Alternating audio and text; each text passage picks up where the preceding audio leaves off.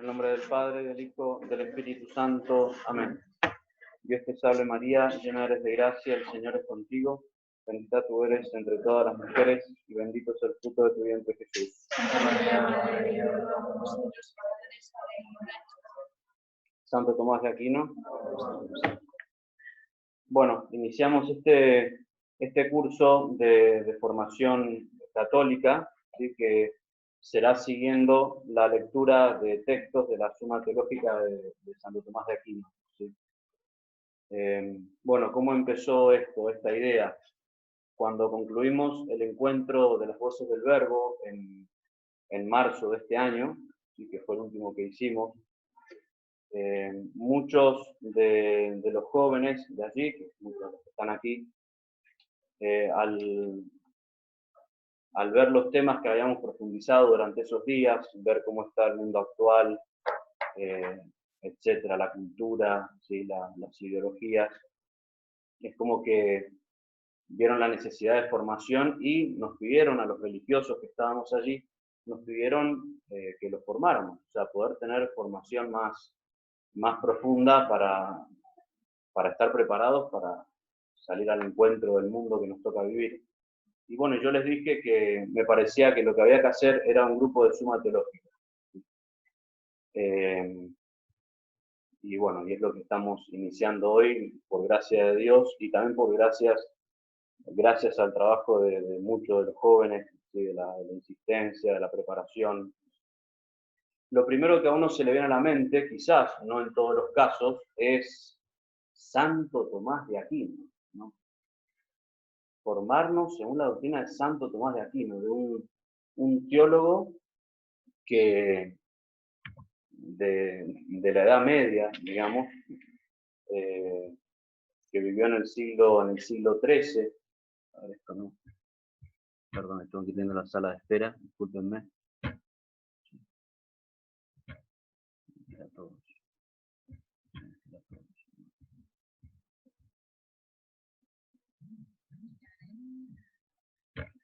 Bueno.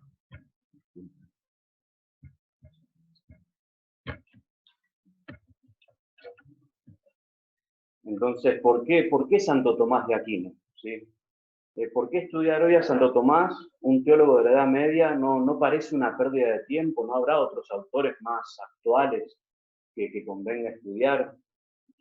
Ciertamente que no es una pérdida de tiempo, porque así lo ha enseñado y lo ha recomendado la Iglesia durante muchísimos siglos, en repetidas ocasiones.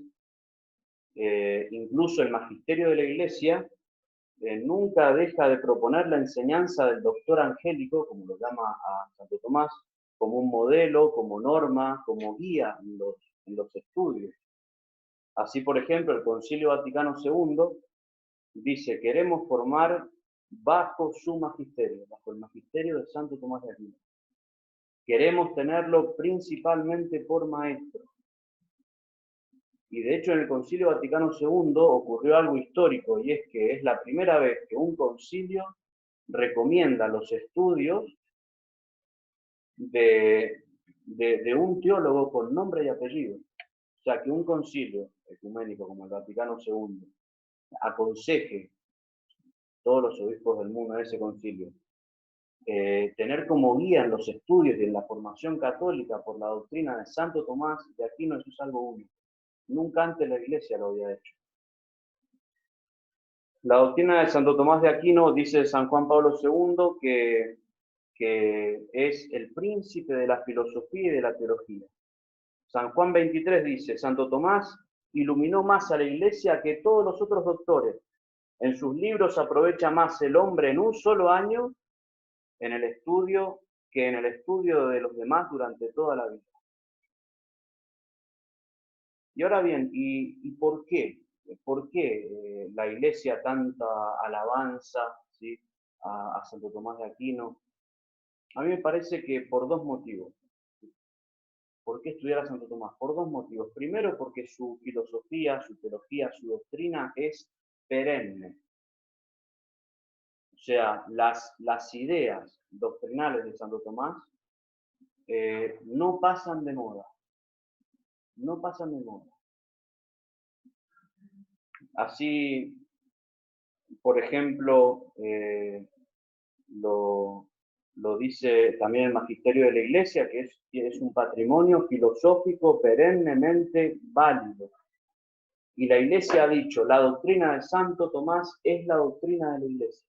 O sea, fíjense la importancia. La doctrina de Santo Tomás es la doctrina de la Iglesia. Es una doctrina que no pasa. ¿Por qué? Porque los principios de Santo Tomás son los que no pasan de moda. No pasan de moda. Nosotros tenemos que entender que en Santo Tomás se da una síntesis de toda una tradición de la Iglesia, de toda una tradición de los santos padres. Y se da también una tradición filosófica, porque Santo Tomás asimiló al filósofo más grande que hubo, que fue Aristóteles.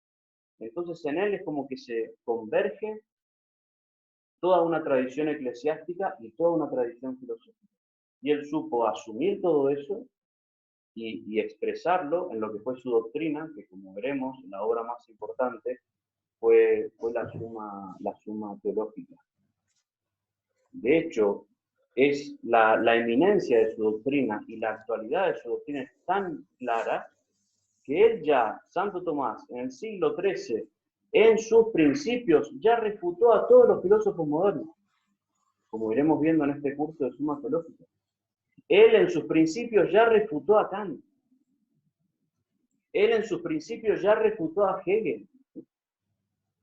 A todos los filósofos modernos, en los principios.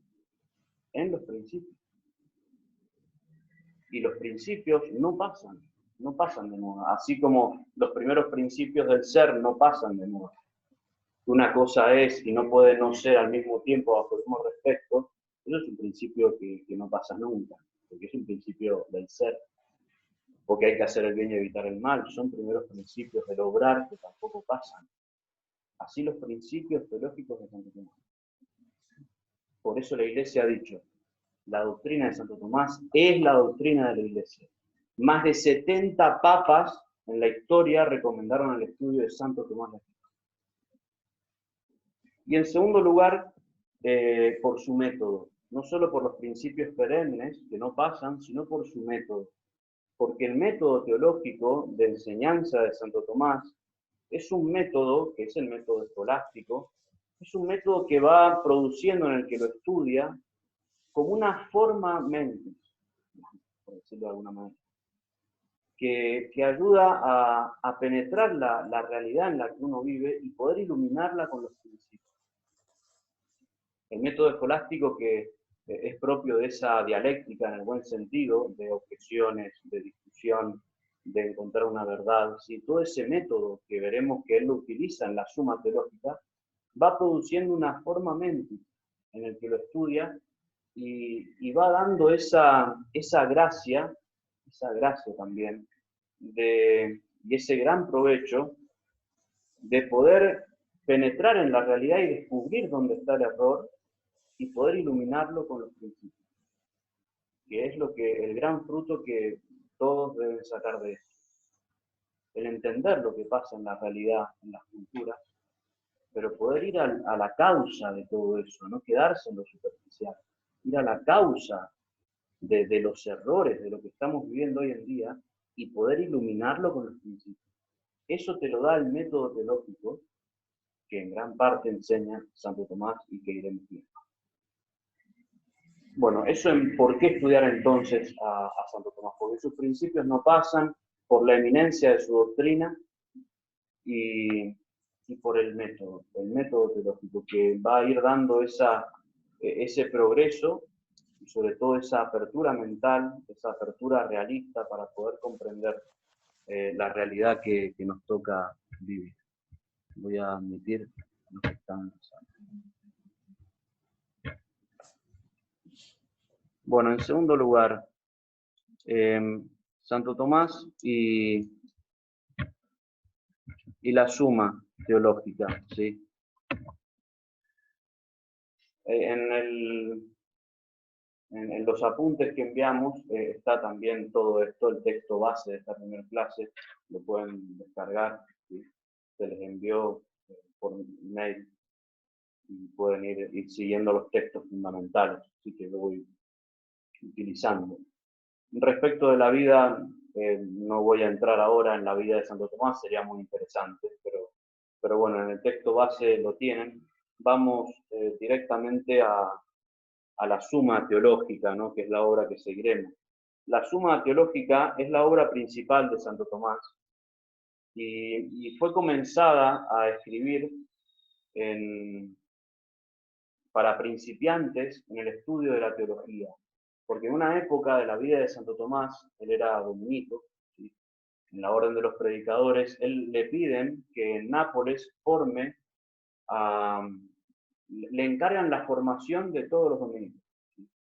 Y sobre todo, en concreto allí en Nápoles, le piden que forme a aquellos dominicos que no solo se iban a dedicar a la predicación y a la defensa de la verdad, que es lo propio de la orden dominica, sino que forme a aquellos que iban a ser maestros y doctores en universidades. Entonces, para esos principiantes, se llamaban los studia, para esos principiantes es que Santo Tomás escribe la Suma Teológica. Está escrita para principiantes, para todos nosotros. Pero bueno, principiantes también en teología. Entonces él escribe la Suma Teológica para principiantes dominicos en el Studium Romano de Santa Sabina, en los años que enseña allí, entre el 1265 y el 1267. La Suma Teológica, que es la obra principal, no la única, tiene muchas, tiene 512 cuestiones, 2.669 artículos y aproximadamente 10.000 objeciones. 10.000 objeciones. O sea, en esas objeciones que él mismo planteaba, ya está respondida toda objeción que pueda surgir en teología, se lo puedo asegurar. Cualquier objeción que alguien ponga contra alguna verdad de fe, seguro que Santo Tomás la respondió en esas objeciones que encontraremos en la Suma Teológica. De alguna manera o de otra ya respondió. Hagan la prueba. El término suma, ¿por qué suma teológica? Es un vocablo que designa como un resumen breve, sintético, completo de sentencias sobre verdades de fe o de la doctrina cristiana, y por eso es como un todo sintético en donde están todas las sentencias de un modo breve sobre la doctrina sagrada. Esa era como la finalidad de Santo Tomás, exponer de manera concisa, abreviada, el conjunto de un dominio científico determinado. En este caso de la Suma Teológica, porque en la época de Santo Tomás, antes y después también, habían muchos maestros y muchos de ellos escribían también sumas. No es que el único que escribió una suma de doctrina fue Santo Tomás. Hubieron otros también, era algo común entre los doctores y maestros de las universidades medievales. Por eso el término suma, como un todo abreviado de sentencias teológicas. Bueno, la estructura y el esquema de la Suma Teológica, ¿sí? Bueno, ahí tienen qué año escribió cada parte de la Suma Teológica, porque tiene 3 partes. Ahora lo veremos.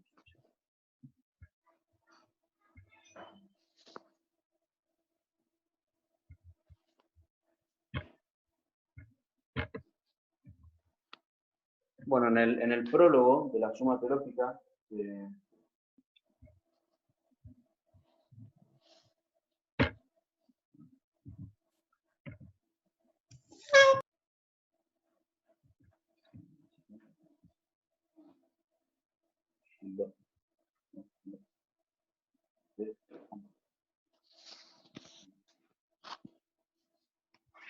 en el prólogo nos dice el objetivo de por qué escribe la Suma Teológica Santo Tomás.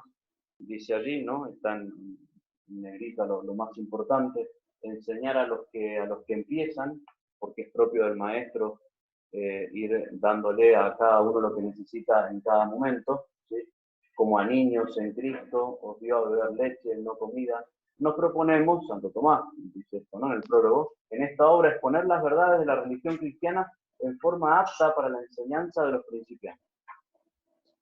Y ahí sigue explicando, porque muchas veces en la enseñanza de los principiantes estos encuentran como inconvenientes porque no se da una buena enseñanza, entonces termina diciendo, para remediar esto y otros inconvenientes intentaremos, puesta la confianza en el auxilio divino, seguir el hilo de la doctrina sagrada con brevedad y precisión en cuanto a la materia lo consiente.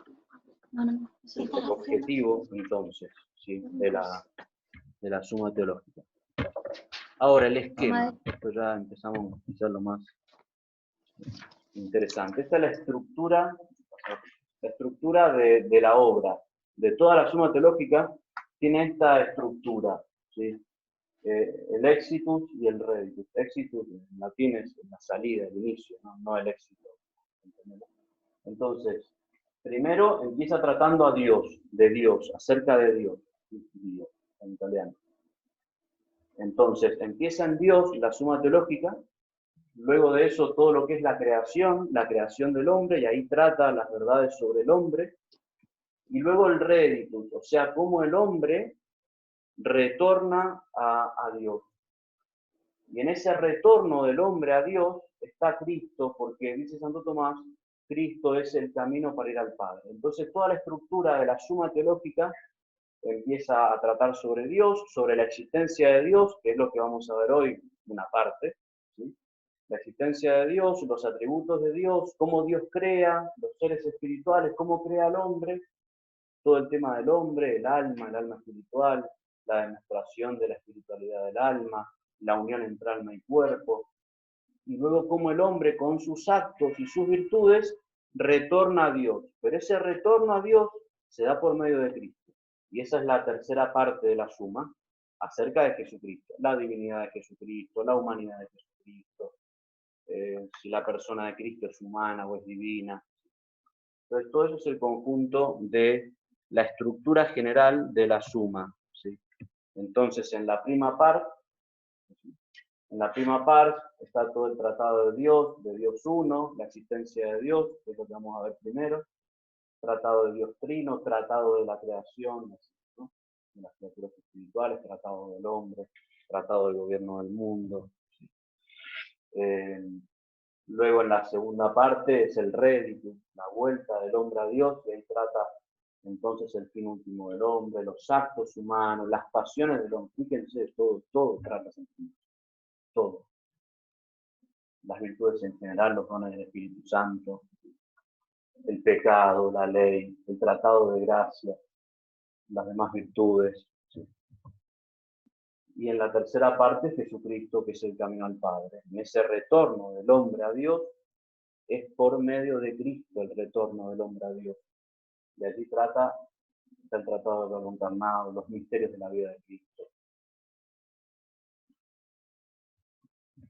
etc. Bueno, eso en cuanto al esquema general de la suma. Es de notar, antes de entrar en esto, que la suma teológica, entonces, es un texto de teología. Es un texto de teología sacra, o de la sagrada teología. Pero justamente en ese, aunque Santo Tomás está tratando la teología, sin embargo, en la suma teológica, como en toda la doctrina de Santo Tomás, se da una armonía, y esa es una de las grandezas de Santo Tomás, se da una armonía perfecta entre fe y razón. Es decir, que aunque él está tratando en la suma teológica temas de teología, sin embargo, él busca con la razón llegar hasta donde la razón más puede. Llegar hasta donde más puede penetrar la razón ese misterio de fe. Y siempre respetando el campo de cada uno, respetando el campo de la razón y respetando el campo de la teología. Pero él busca, frente a un misterio sobrenatural, tratar de llegar hasta donde más pueda con la razón. Por eso se da una armonía perfecta entre la fe y la razón entre la fe y la ciencia. Como decía Juan Pablo II, que en él se da la armonía entre fe y razón, dijimos al principio, alcanza un vuelo y una altura única. Nunca nadie ha presentado un sistema con un vuelo tan alto y una armonía tan perfecta entre la fe y la razón. Porque la fe y la razón se armonizan, no se contradicen, como muchas veces nos enseñan. Se armonizan perfectamente. Cada una en su campo, cada una en su rol. Pero fe y razón se armonizan, porque de hecho el origen es el mismo de la fe y la razón. Es Dios. El origen de la fe es Dios y el origen de la razón es Dios. Entonces no pueden contradecirse fe y razón. Y eso Santo Tomás, como iremos viendo en este curso de la Suma, en cada cuestión, en cada artículo, veremos cómo lo hace de un modo perfecto, sencillo, hasta suave, hasta casi sin darse cuenta. Hasta dónde llega la razón y a partir de ahí la fe. Pero la fe se puede penetrar con la razón. Hasta un momento donde ya pasa a otro orden, pero bueno, no se puede penetrar. Entonces, aunque toca temas en la Suma teológica, que son temas teológicos, sin embargo, iremos viendo y extrayendo muchos principios filosóficos por esa armonía entre la fe y la razón. Bueno, para ver un esquema, un esquema de un artículo, porque la Suma teológica está dividida en tratados. Los tratados están divididos, cada tratado está dividido en cuestiones, y las cuestiones están divididas en artículos. Por ejemplo, tratado de Dios uno. Es el tratado que vamos a empezar a ver ahora, de Dios uno. Ese tratado dentro tiene muchas cuestiones. Una cuestión es la existencia de Dios, si Dios existe. Dentro de toda esa cuestión hay muchos artículos. Los artículos son como las células de la Suma teológica. Veamos un artículo, ¿sí? Un artículo, un regalo de Zoom, wow. Bueno, me hace un regalo Zoom, y eso todavía ni terminó la clase, ya me hacen un regalo. Padre, hay gente que está esperando para entrar. Veamos entonces un artículo, el esquema de un artículo. Padre. Pero ya el artículo que vamos a ver como ejemplo, para que vean cómo es un artículo, es ya entrando en el tema que nos interesa, sobre la existencia de Dios. Porque el primer tema que vamos a ver en este curso es la existencia de Dios. De hecho, la Suma empieza, ¿no? El primero es Dios, el éxito. Lo primero que trata Santo Tomás es si Dios existe. Y va a ser el primer tema que vamos a ver, y de paso ya vemos cómo es la estructura de un artículo. Padre Pepe. Este artículo es de la prima parte, ¿sí? La cuestión 2, el artículo 2.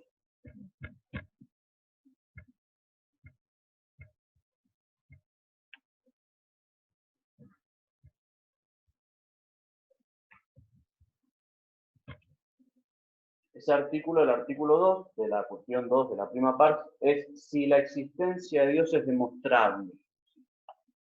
Entonces, nos ubicamos, estamos en la prima pax, la primera parte de la Suma. Es el inicio, es el éxito de la doctrina sacra, es decir, Dios.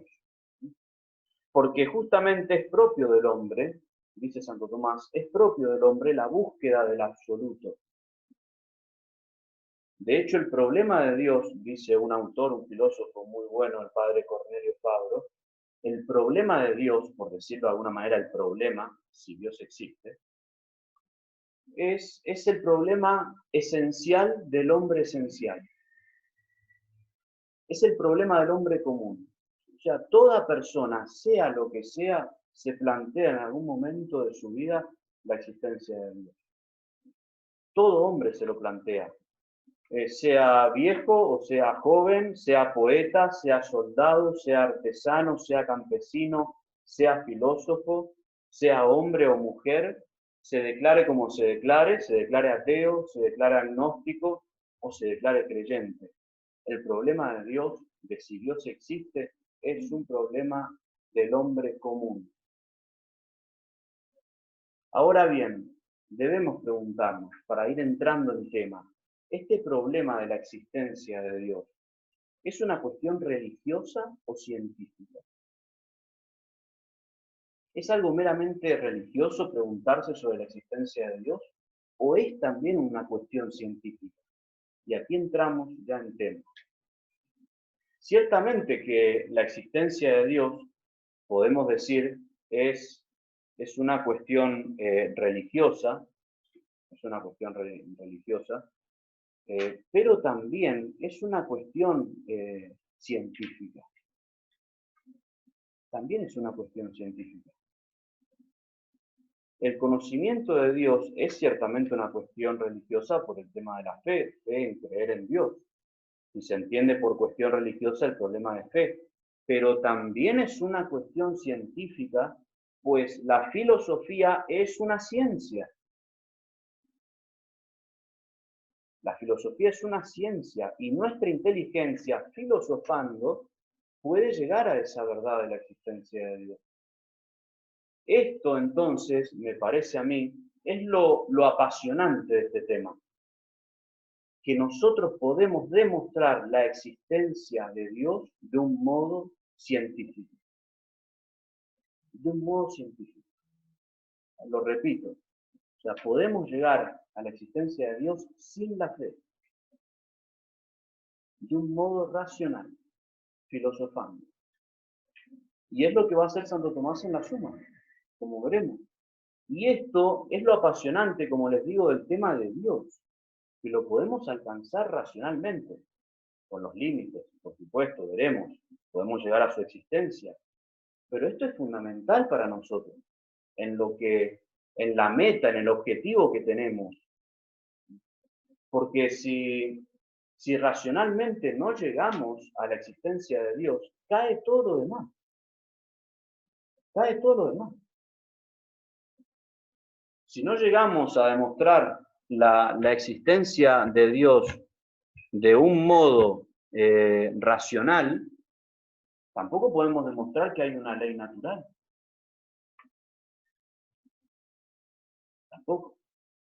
Tampoco podemos demostrar que la naturaleza, entonces, en la naturaleza hay leyes y eso es la ley natural. Y así tantas cosas. Por eso es fundamental este primer paso que da Santo Tomás, de demostrar la existencia de Dios, porque demostrado eso, ya podemos seguir con lo otro. Demostrado que existe un primer principio, al que todos llaman Dios, como dirá Santo Tomás, demostrado eso, podemos demostrar todo lo demás. Podemos demostrar que ese primer principio es causa eficiente de las cosas, podemos demostrar que ese primer principio es bueno, que ese primer principio es justo, que ese primer principio entonces ha hecho participar una ley en su naturaleza y que la naturaleza que ha creado tiene leyes específicas. Pero si no demostramos lo primero, estamos fritos. Por eso primero hay que dar este primer paso bien. Existe un primer principio. Eso no es solo de fe, sino que también se puede demostrar con la razón. Y hay que hacerlo. Y hay que hacerlo. Porque dirá Santo Tomás que la existencia de Dios no es evidente. No es evidente. Que sea espontánea es una cosa, pero que sea evidente no es así. Para muchos de nosotros nos dicen, no, para mí es evidente que Dios existe. Es un modo general de hablar, pero si hablamos de evidencia, como lo enseña la filosofía, no es evidente la existencia de Dios. Hay que demostrarla. Santo Tomás lo dice de un modo con mucho sentido común. Si fuera evidente la existencia de Dios, no existirían los ateos, y de hecho existen. Hay que demostrarla. Hay que demostrarla. Entonces, el primer paso antes, ¿me van siguiendo? ¿Sí? Si no me preguntan, antes de empezar a demostrar la existencia de Dios, que lo hará con las 5 vías famosas, ¿sí? Antes de pasar a demostrarlo, Santo Tomás se pregunta, si es posible demostrarlo. Es como un paso antes. Antes de decir, bueno, la existencia de Dios se demuestra con 5 vías, 1, 2, 3. Antes de pasar a eso se pregunta si es posible demostrarla. A ver, yo, ser humano, ¿puedo demostrar que Dios existe? O sea, ¿tengo la posibilidad de hacerlo? De verificar de alguna manera? Porque la primera duda que surge es decir, ¿cómo yo, un ser humano limitado, que mi conocimiento parte de las cosas sensibles, puedo demostrar con seguridad que existe un ser que es perfectísimo, que es invisible, que no lo veo? O sea, hay una desproporción entre el ser humano y Dios. Entonces, ¿cómo yo, que soy tan limitado y que conozco a partir de lo sensible, puedo demostrar que existe un ser que no tiene cuerpo, que es invisible y que es perfectísimo? ¿Es posible entonces demostrar la existencia de Dios? De hecho, por ejemplo, hay muchos filósofos modernos que niegan esto. Uno de ellos se llama William James, es un americano que enseñó muchísimo tiempo en Harvard, ya murió, es del siglo pasado, y él decía que no es posible demostrar la existencia de Dios.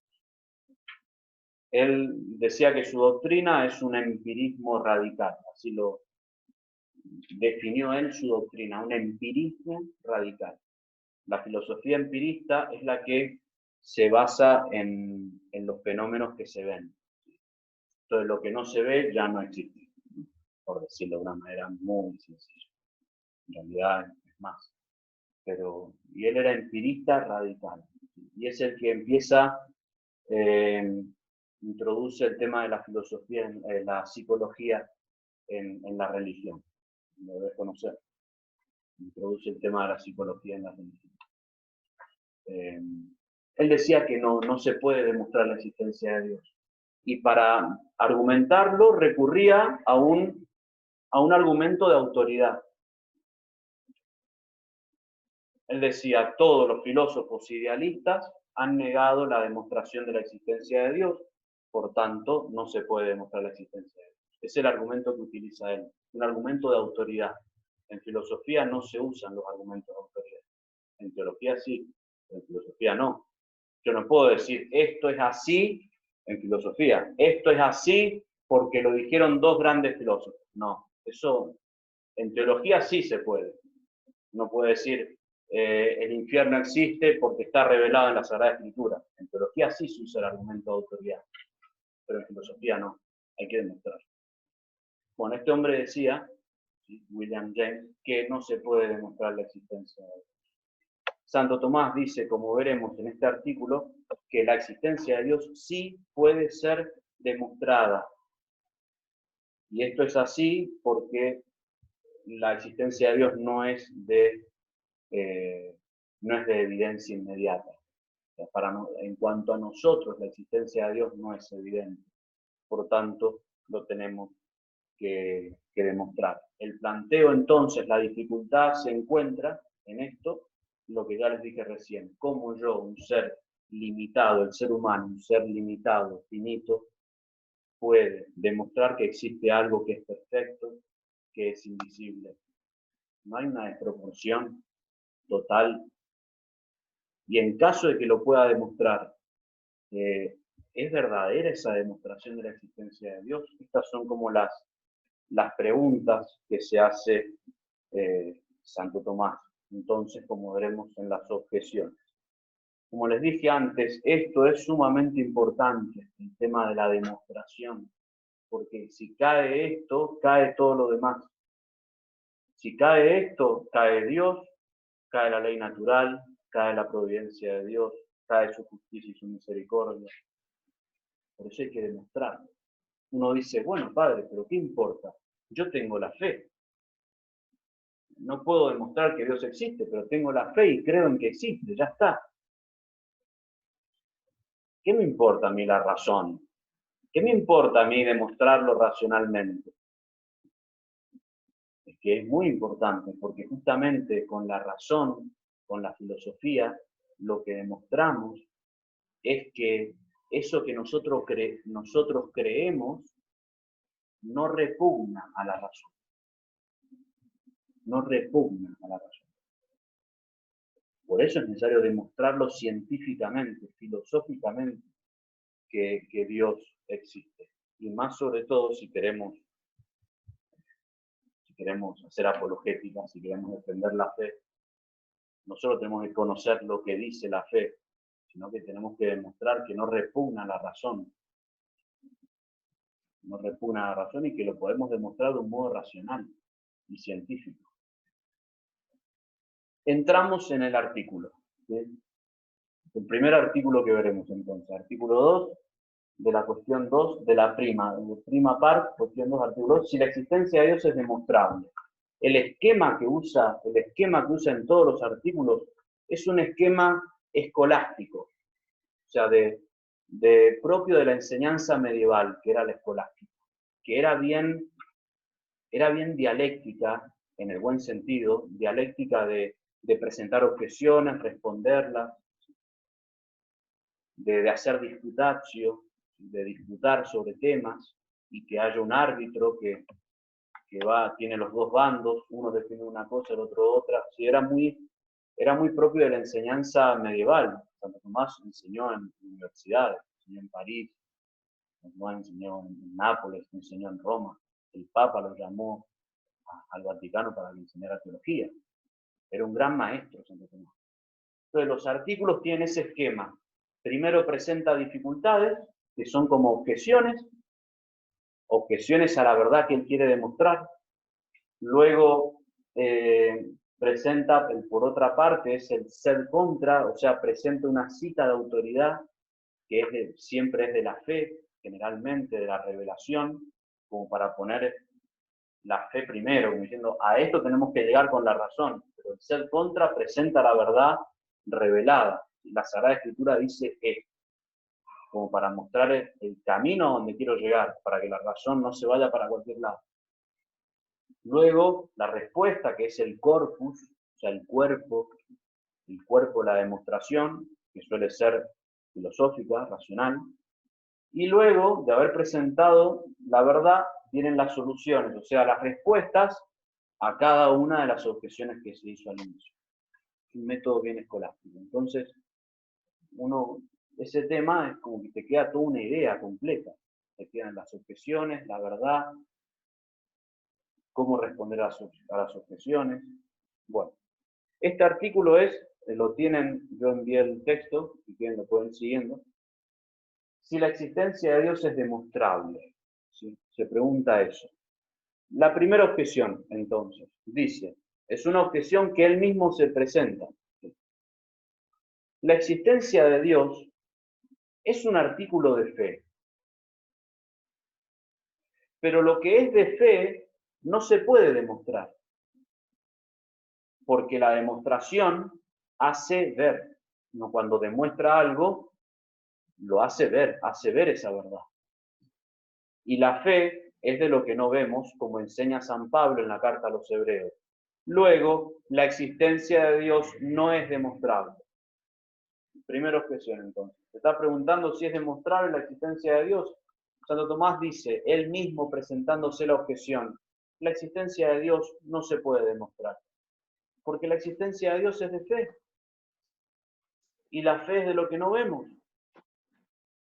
Cuando yo demuestro algo, hago ver esa verdad. Entonces ya no sería de fe. Por tanto, la existencia de Dios no se puede demostrar. ¿Se entiende la objeción?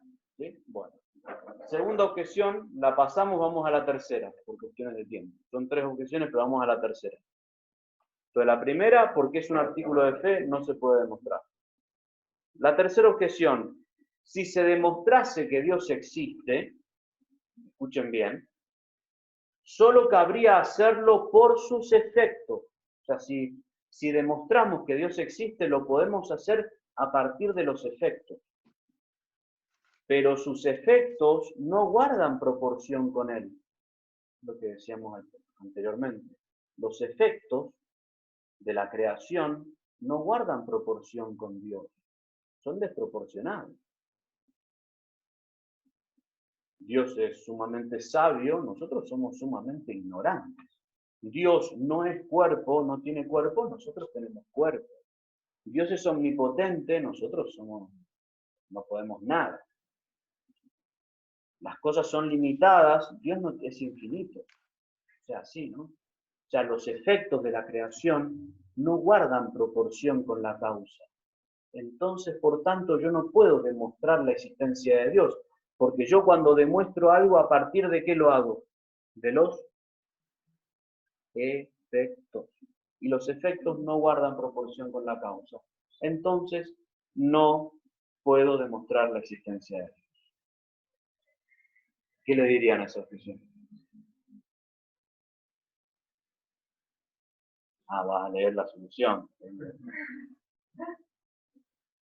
Entonces, presenta las dificultades.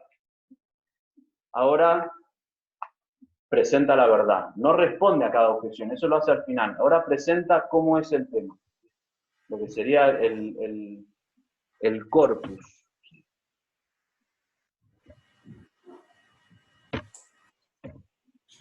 Tenía que haber puesto. Antes del corpus pone la sentencia, que es como, sí, porque como lo seguro, el artículo de fe, no está ahí. Que dice, por otra parte, dice el apóstol a los romanos, lo invisible de Dios, fíjense las palabras de San Pablo, lo invisible de Dios se alcanza a conocer por lo que ha sido hecho. O sea, nosotros por lo que ha sido hecho, por lo que ha sido creado, podemos alcanzar a conocer lo invisible de Dios. O sea, es la sentencia de fe que muestra que se puede demostrar la existencia de Dios. Luego de poner esa sentencia de fe, pasa al corpus donde hace la demostración. ¿Sí? La demostración presenta filosóficamente que realmente se puede demostrar la existencia de Dios. Y es ese texto que tienen ahí, es muy claro, lo leo y explico algo si hace falta. Dice Santo Tomás, hay dos clases de demostraciones. O sea, algo se puede demostrar de dos maneras. Una, la primera, llamada propter quid, en latín, o sea, o por lo que se basa en la causa. Es la demostración que empieza en la causa y discurre partiendo de lo que en absoluto es anterior hacia lo que es posterior. O sea, la primera manera de demostrar algo es demostrarlo a partir de la causa. Y a partir de la causa yo demuestro el resto.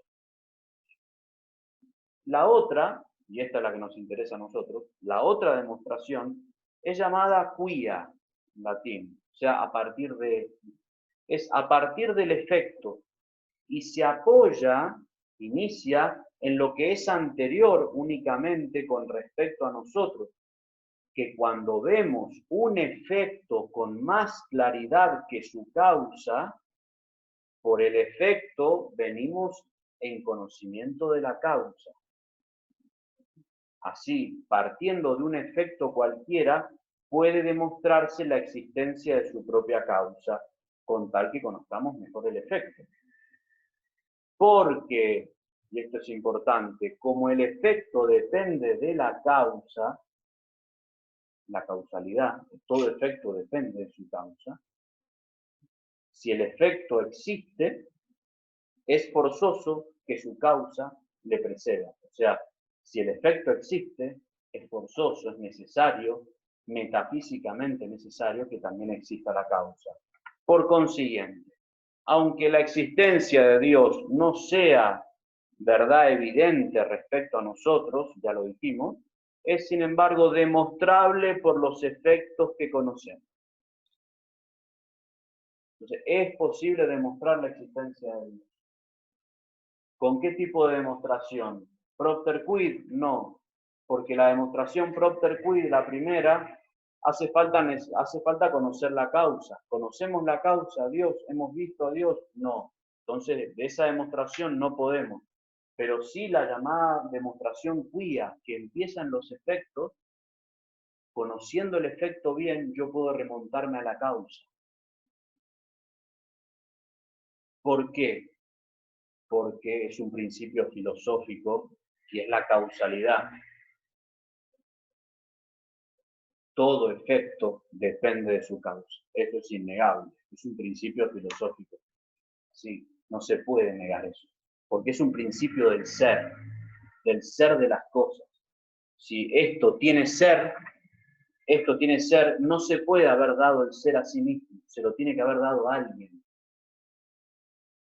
Si yo veo un efecto, ese efecto tiene una dependencia causal de su causa en el ser. Porque esa cosa, ese efecto, ese ente, no se puede haber dado el ser a sí mismo. Lo tiene que haber recibido de alguien. Esa es la dependencia causal. Si yo veo un efecto, necesariamente me remonto a la causa. Entonces, ¿podemos demostrar la existencia de Dios? Sí, con la demostración cuya, que es a partir de los efectos. Yo conociendo el efecto, conociendo mejor el efecto, puedo remontarme a la causa de ese efecto. Si yo llego aquí y veo que está todo ordenado, ese es el efecto, puedo remontarme a la causa. Capaz que no sé si fueron 1, 2, 3, 4 personas las que ordenaron esta sala, pero sí sé que hubo alguien, que existe alguien que la ordenó.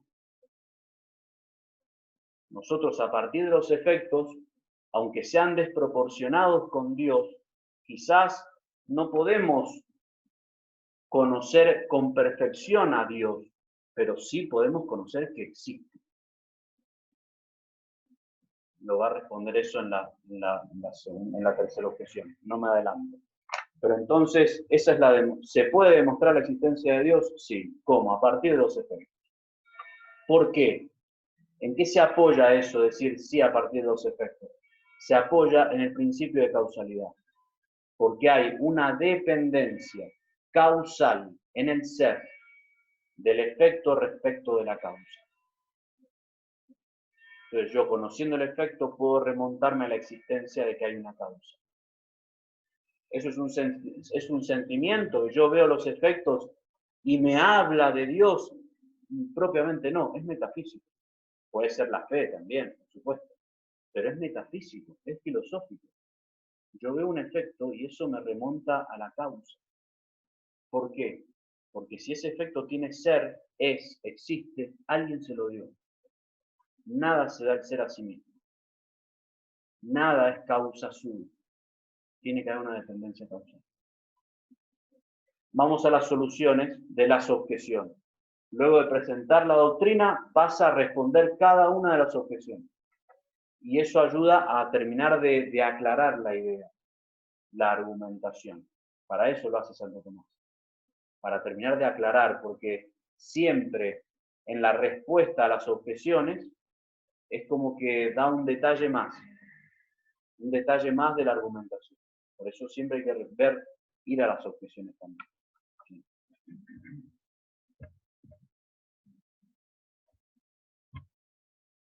Bueno, la respuesta a la primera objeción. ¿Qué decía la primera objeción? Más o menos, el concepto. Que no es demostrar la existencia de Dios porque la fe es algo que no se puede demostrar. Claro, porque la existencia de Dios es un dato de fe. Entonces, como no se puede demostrar, porque es de lo que no se ve, entonces no se puede demostrar la existencia de Dios. Eso decía la objeción, ¿sí? La existencia de Dios es de fe, la fe es de lo que no se ve. Si demostramos algo, es como que lo empezamos a ver. Entonces, si es de fe, no se puede demostrar. Eso decía la objeción. ¿Se entiende la objeción? Porque si no, la respuesta no se va a entender. ¿Sí? Bueno. Responde así a esta objeción. La existencia de Dios y otras verdades análogas que acerca de Él podemos conocer por discurso natural, ¿sí? Como dice el apóstol en Romanos 1, no son artículos de fe, sino preámbulos a los artículos, porque de hecho es así. Muchas verdades que nosotros podemos alcanzar de modo natural, propiamente no son artículos de fe. Artículo de fe es lo que no puedo demostrar, sino que son preámbulos a los artículos, porque los artículos de fe se subdividen y se llaman preámbulos, preámbulas fidei. Entonces son preámbulos a los artículos de fe. De esta manera, la fe, fíjense esto, la fe presupone el conocimiento natural como la gracia presupone la naturaleza. Y la perfección lo perfectible. Cabe, sin embargo, que alguien acepte por fe lo que de suyo es demostrable y cognoscible, porque no sepa o no entienda la demostración. Entonces, puedo creer por fe lo que no entiendo. Por ejemplo, yo les expliqué, o te explican las 5 vías para demostrar la existencia de Dios. Y uno dice, yo no entiendo nada, pero creo. Bueno, está muy bien. O sea, pero que no entiendas nada y hagas el acto de fe no quiere decir que no lo puedes demostrar con la razón. Porque hay que aclarar aquí que nosotros a Dios, esto lo aclaro, no lo dice acá Santo Tomás, pero lo aclaro, nosotros a Dios lo podemos conocer de un doble modo. Nosotros a Dios lo podemos conocer de un doble modo. Hay un conocimiento sobrenatural y un conocimiento natural. El conocimiento sobrenatural de Dios puede venir de 2 maneras, por 2 caminos. El conocimiento sobrenatural. ¿Cuál les parece que puede ser? La fe, sí, la fe que incluye escritura, revelación, y si no, conocimiento sobrenatural en la otra vida, en el cielo, cuando veamos a Dios. ¿Sí? Eso es. Entonces, el conocimiento sobrenatural puede venir de 2 maneras, o por la fe o por la visión beatífica, o sea, cuando en el cielo veamos a Dios cara a cara. Eso va a ser un conocimiento sobrenatural. Entonces, a Dios lo podemos conocer de una manera sobrenatural, a través de la fe y por la visión beatífica, o también el conocimiento racional, que es la demostración de la existencia de Dios y el conocimiento a partir de las Escrituras. Pero que uno tenga el conocimiento sobrenatural no quita y no impide el conocimiento racional. Esa es la armonía que se da perfectamente entre la fe y la razón, que no se oponen, sino que se armonizan. Entonces, Santo Tomás lo que dice en esta respuesta es que si bien uno puede conocer por fe verdades sobre Dios, eso no quita que uno llegue también al conocimiento de Dios y a la demostración de la existencia de Dios de un modo racional. Por supuesto que el conocimiento de fe va a ser siempre más perfecto que el racional, porque el conocimiento que nos viene por la fe de Dios y de la revelación perfecciona el conocimiento racional, pero no quiere decir que uno no llegue con la razón. Como la gracia supone la naturaleza, pero la perfección, pero la supone. ¿Dónde cae la gracia, Señor? Estoy en gracia. Ajá, ¿y dónde está la gracia? A ver, ¿dónde está? ¿En el bolsillo? ¿Dónde está la gracia? ¿Dónde reside la gracia santificante? Uno va y se confiesa. Estaba en pecado, empieza a estar en gracia. ¿Dónde está la gracia? En el aire, en mi sentimiento. Están las potencias, en la inteligencia y en la voluntad. O sea, perfecciona las potencias, la inteligencia y la voluntad. O sea, la gracia supone la naturaleza y la perfecciona. Entonces, que yo pueda conocer y demostrar la existencia de Dios racionalmente, no quita que por fe tenga un conocimiento de Dios que perfecciona ese conocimiento racional. Y la respuesta a la tercera objeción, y con eso ya terminamos, ¿sí? ¿Cuál era la objeción? ¿La recuerdan? La tercera.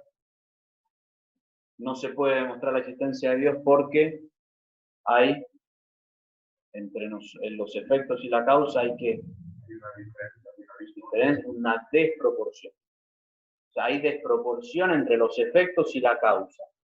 Por tanto, yo no puedo demostrar la existencia de algo perfecto a partir de algo que es muy limitado como son los efectos.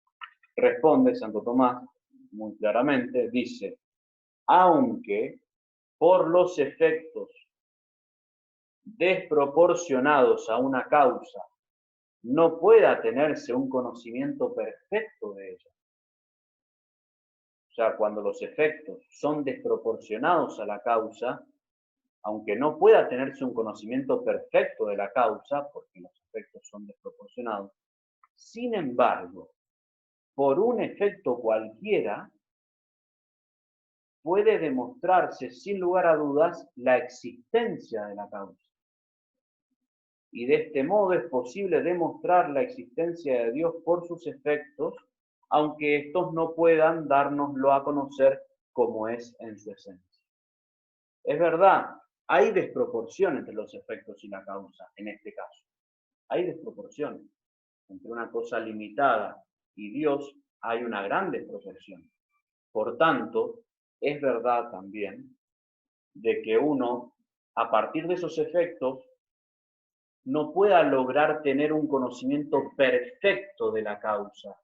O sea, yo a partir de los efectos no puedo conocer cómo es Dios en su esencia. No puedo. Pero sí puedo demostrar que existe.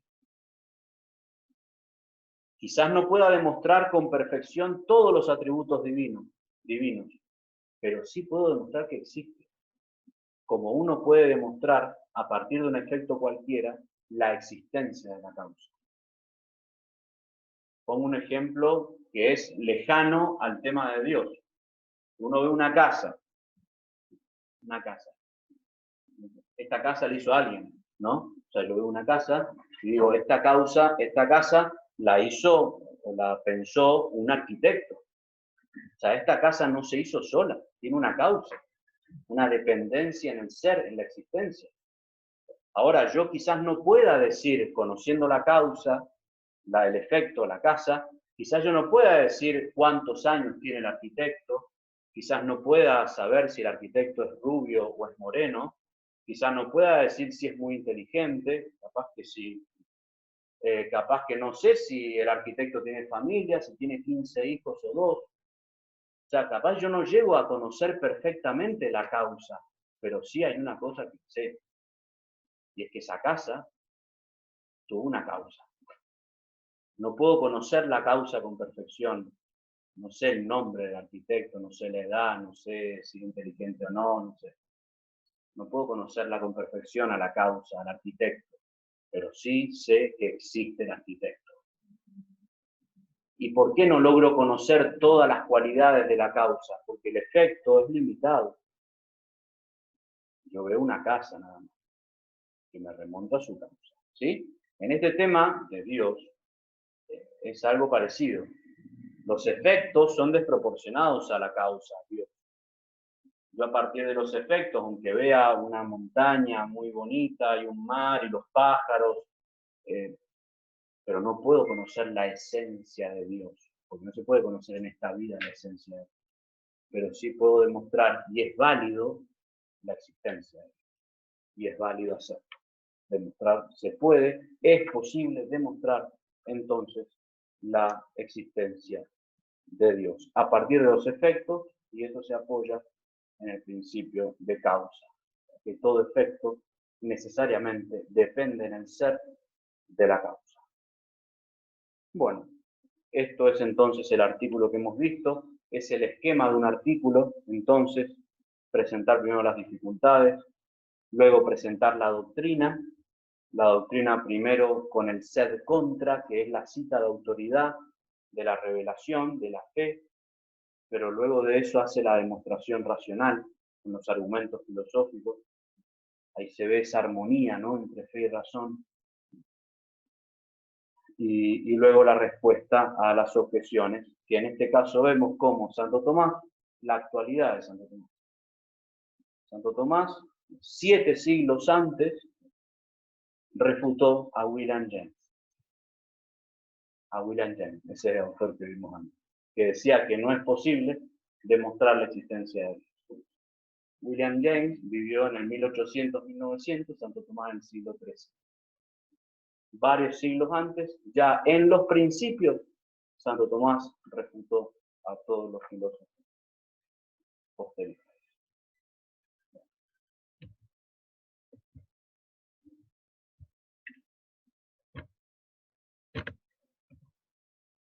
Y creo que con esto nada más. Esa es una oración que hacía Santo Tomás de Aquino, muy bonita, ¿no?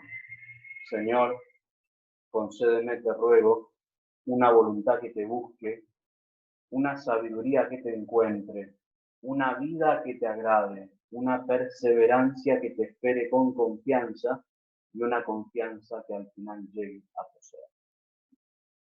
Bueno, por hoy, esta clase, este inicio del curso, bueno, nada más.